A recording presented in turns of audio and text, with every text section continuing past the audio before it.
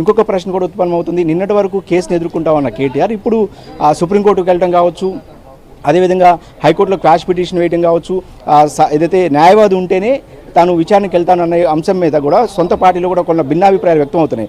వాస్తవానికి 10 ఏళ్ల పాటు రాష్ట్రంలో అధికారంలో బీఆర్ఎస్ పార్టీ అప్పట్లో అనేక మంది రాజకీయ నాయకులు కావచ్చు, ఇతర కేసుల విషయంలో కావచ్చు, ఏసీబీ విచారణ సమయంలో ఇలానే ప్రవర్తించింది. అంటే ఆయన ఒక మాట చెప్తున్నారు, లగచర్ల విషయంలో పట్నం నరేందర్ రెడ్డిని చెప్పని స్టేట్మెంట్ను చెప్పినట్లుగా పోలీసులు రికార్డ్ చేసి బయటకు మీడియాకు లీకులు ఇస్తున్నారు. తన విషయంలో కూడా అలాగే జరిగిద్దన్న భయాన్ని కేటీఆర్ పదే వ్యక్తం చేస్తారు. ఇదే తనకి ఇబ్బందికరంగా మారుతుంది అనేది కూడా సొంత పార్టీలో ఒక వర్గం చెప్తున్నమాట. ఎందుకంటే 10 ఏళ్ళ అధికారంలో ఉన్నప్పుడు friendly police BRS party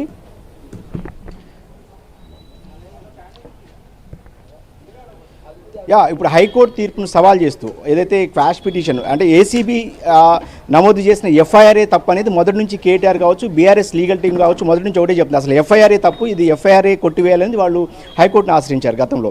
so high court ఈరోజు తీర్పు ఇచ్చిన నేపథ్యంలో హైకోర్టు తీర్పును సవాల్ చేస్తూ వాళ్ళు సుప్రీంకోర్టుకు వెళ్ళారు. ఇప్పుడు ప్రజెంట్ ఈ కాసేపటి క్రితమే బీఆర్ఎస్ పార్టీ లీగల్ టీం సుప్రీంకోర్టును ఆశ్రయించింది. రేపు లేదా ఎల్లుండి ఆ కేసు అదైతే వీళ్ళు వేసిన పిటిషన్ విచారణకు వస్తుందనేది స్వయంగా బీఆర్ఎస్ లీగల్ టీం చెప్తుంది. అంటే హైకోర్టు తీర్పును సవాల్ చేస్తూ సుప్రీంకోర్టు, వాస్తవానికి డివిజన్ బెంచ్ కూడా వెళ్ళే అవకాశం ఉన్నప్పటికీ కూడా ఇక ఆఖరి ప్రయత్నంగా సుప్రీంకోర్టుకి అయితే వెళ్ళారు. సుప్రీంకోర్టులో రేపు లేదా ఎల్లుండి ఈ కేసు విచారణకు వస్తుందనేది బీఆర్ఎస్ పార్టీ లీగల్ టీం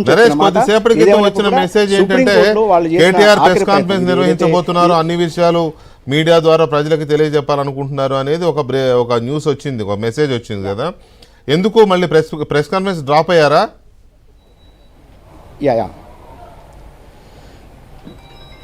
వాస్తవానికి ఆ ప్రెస్ మీట్ ఆయన మధ్యాహ్నమే మాట్లాడాలనుకున్నప్పటికీ కూడా హరీష్ రావుతో మాట్లాడించారు మొదట. తర్వాత సాయంత్రం అంటే 7 గంటలకి ఆయన ప్రెస్ మీట్ ఉంటుందని చెప్పి మీడియాకి ఒక సమాచారం ఇచ్చారు. అయినప్పటికీ కూడా ఆ తర్వాత మళ్ళీ న్యాయవాదుల సూచనతో వెనక్కి తగ్గినట్టు తెలుస్తుంది. ఇప్పుడు నాకు పక్కన వినిపిస్తున్న దాని ప్రకారం కేటీఆర్ బయటకు వస్తున్నట్టు తెలుస్తుంది. ఆయన మళ్ళీ మీడియాతో అంటే ఇక్కడ నుంచి బయలుదేరి గచ్చిబౌలి నివాసానికి వెళ్తారా లేదంటే మీడియాకి ఏమైనా బయట ఇచ్చి వెళ్తారనేది కూడా తెలియాల్సి ఉంది. కాసేపటి క్రితమే కొన్ని నిమిషాల క్రితమే నా పక్కనే వినిపిస్తుంది ఏంటంటే కేటీఆర్ బయటకి ఇంట్లో నుంచి బయటకు రాబోతున్నట్టు తెలుస్తుంది. ఈ క్రమంలో ఆయన మీడియాతో కూడా మాట్లాడే అవకాశం ఉంటుందా లేదని చూడాలి. ఎందుకంటే కేసు కోర్టులో ఉంది, అటు సుప్రీంకోర్టు కూడా వెళ్ళిన నేపథ్యంలో దీని మీద అంటే మాట్లాడితే కనుక ఎక్కువ తక్కువ ఇబ్బందికరమైన వాతావరణం ఉంటుంది. కాబట్టి ఏదైనా మాట్లాడితే ఇబ్బందికరమైన పరిస్థితులు ఉంటాయి అనేది కూడా ఒక ఆలోచన అయితే న్యాయవాదులు ఇచ్చిన సూచనతోనే ఆయన ఆఖరి నిమిషంలో ప్రెస్ మీట్ ని విరమించుకున్నారు.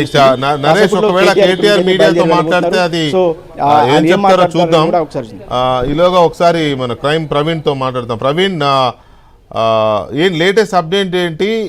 కోర్టు క్వాష్ పిటిషన్ని కొట్టేయడము, తర్వాత కొన్ని అబ్జర్వేషన్స్ చెప్పడము, ఇవన్నీ జరిగాయి. వాళ్ళు సుప్రీంకోర్టుకి వెళ్ళారు కేటీఆర్ గారి legal team. ACB plan A plan B అని పెట్టుకుంది అంటున్నారు కదా, ఏసీబీ ఏమైనా అడ్వాన్స్ అయ్యే అవకాశం